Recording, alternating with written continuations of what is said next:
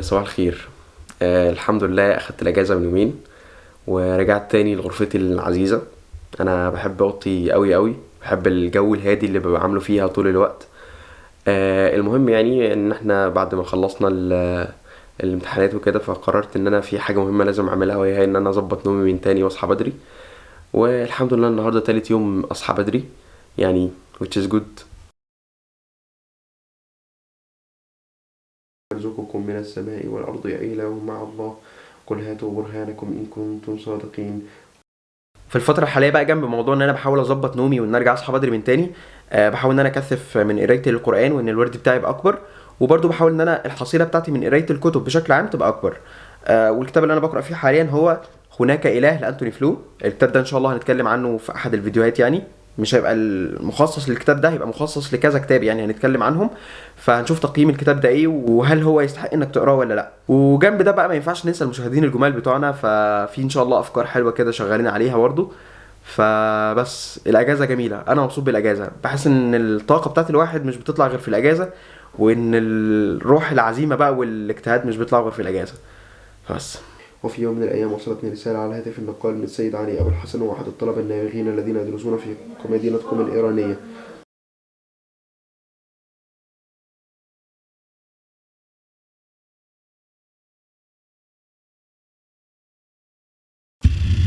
الكهرباء قطعت. الكهرباء جت.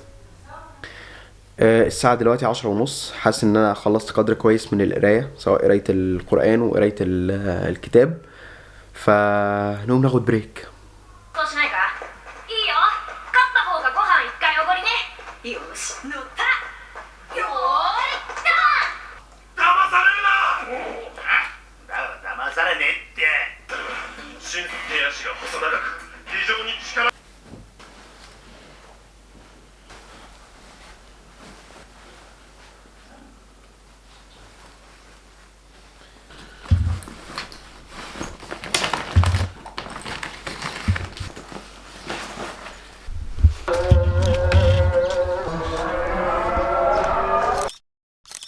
ما بعرفش امشي في الشارع بالكاميرا الا ولازم اصور الاطفال. هنروح دلوقتي نصلي الظهر، وبعد كده نتجه لمقابلة بعض الاصدقاء. ايه كريمو.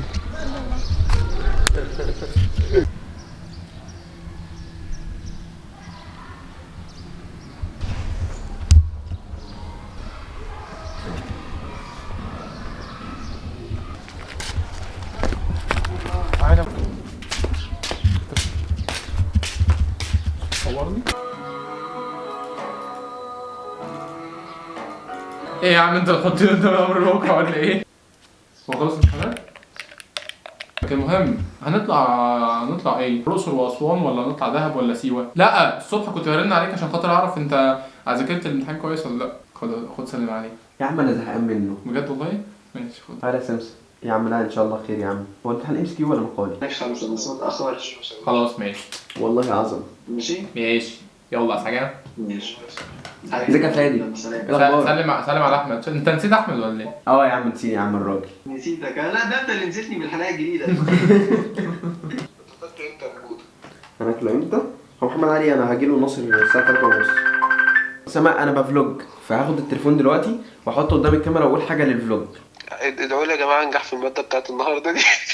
قلت لي ماده ايه؟ هشيلها والله العظيم. ماده ايه ياض؟ المصطلحات الاسلاميه يا ربنا معاك يا هشيلها اسطى. والله. يا اسطى ما انت راجل مسلم وموحد بالله، هتعديها ان شاء الله. هعديها عربي. انا هعديها عربي، انجليزي ربنا معاك.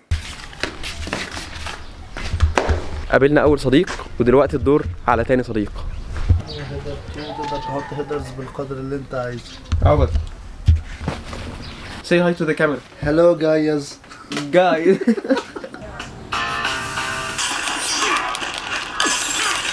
ليه مش بيرمي الولد ده؟ فينش اديله. حلوة. بهدلتك. مرة من نفسك. مرة من نفسي ايه يا عم؟ اديله ولا انا في الفلوس بقى مش هبين غير الحته اللي انا بضربك فيها. بجد؟ عيب عليك.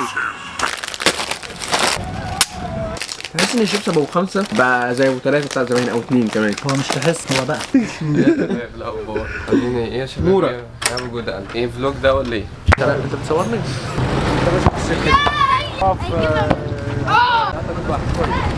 طلعنا على النت. اوعى تنزل. دي الشنطه اللي هناكل فيها. ده الدكتور الله السما. الرضا اللي احنا كنا لسه بنتكلم فيه. امسك نفسك. اوعى تقع اهو. بس انها مساله وعي. حاول تعدي، حاول تعدي او حاول تفسح لي مكان يعني. المفروض دلوقتي ان احنا متجهين للارض علشان هنعمل اكل مع بعض. طبعا كنا مستنيين الاجازه علشان نتجمع، ف ثانكس ابو علي ان انت جمعتنا علشان نقعد القعده دي. بس يعني احنا مش هنقعد قعده عاديه، احنا قررنا نعمل اكل، فشايلين حاجات بقى ايه واخدينها علشان نبدا اليوم بتاعنا. واحدة من الحاجات اللي اتكلمت عنها قبل كده يعني في واحدة من الفيديوهات هي اني قد ايه بحب الريف جدا، وبحس دايما ان هو ده الاصل بتاعنا، الاصل بتاعنا كبشر يعني بشكل عام. فكرة الزراعة وفكرة الاراضي بحس ان هي دي الاصل بتاعنا. وانا كنت مفتقد جدا التمشية في الاراضي، كون ان الفترة الاخيرة كانت امتحانات وكده فمش باجي هنا، مش عارف اجي، فبصراحة كنت مفتقد جدا جدا ده. فالحمد لله ان احنا خدنا الاجازة وعرفنا نيجي يعني. هنا ده انسب مكان. نفرش الحصيره اهو. وبمناسبة الخضرة والنباتات، فمن كام يوم كنت بقرأ كتاب اسمه كون الشخص الذي يجعلك سعيدا، وفي جزء من أجزاء الكتاب كان بيتكلم عن النباتات وتأثيرها على المزاج بتاعنا ونفسيتنا، وكان بيتكلم عن قد ايه النباتات ممكن يكون لها دور في تغيير المزاج بتاعنا من التوتر والقلق للطمأنينة ومن الاكتئاب للسعادة. وحتى كمان في مصطلح اسمه شينرين يوكو، وده عبارة عن ممارسة علاجية جاية من اليابان، يعني معناها الاستحمام في الطبيعة. فيعني الريف حلو، وتعالوا افرجكم على جمال الريف.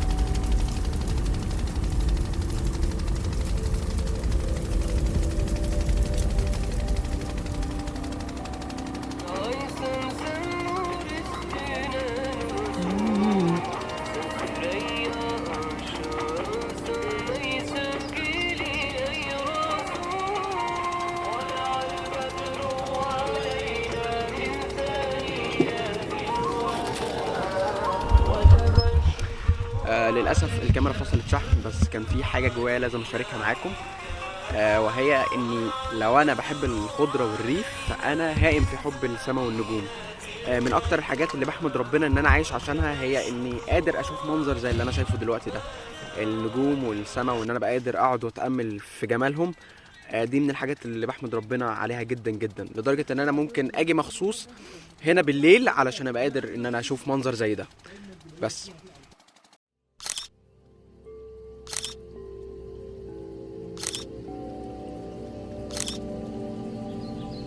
الحمد لله اخيرا وبعد انتظار اكتر من 3 ساعات الاكل جهز. حصل يا جماعه. الحمد لله كلنا وحبسنا يا جماعه. يا جماعه نروح بقى على البيت يا جماعه.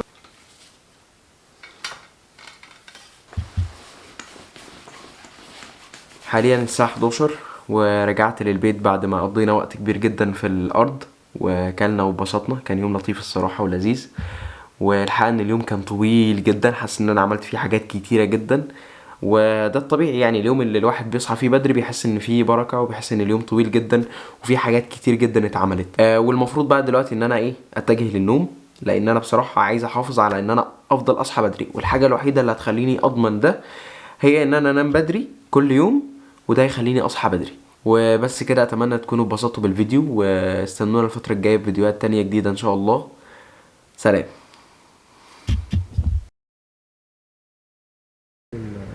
انا بجد كنت مفتقد الجو ده. تقعد كده مش حاجه تبص والله. انا بحسب الناس المزارعين دول، ما بحسبش اللي هو مثلا انا عارف ان انت مفيش فلوس كتيره ومفيش بقى الحاجات دي الواو ربنا، بس بالنسبه لي انا كوبايه الشاي قاعد كده سايب اللي هي المكنه بتروي دي بتروي مع كوبايه الشاي على الراجل وقاعد كده، بس شايف الزرع بقى وكده وقاعد. لا دي جامده، دي جامده.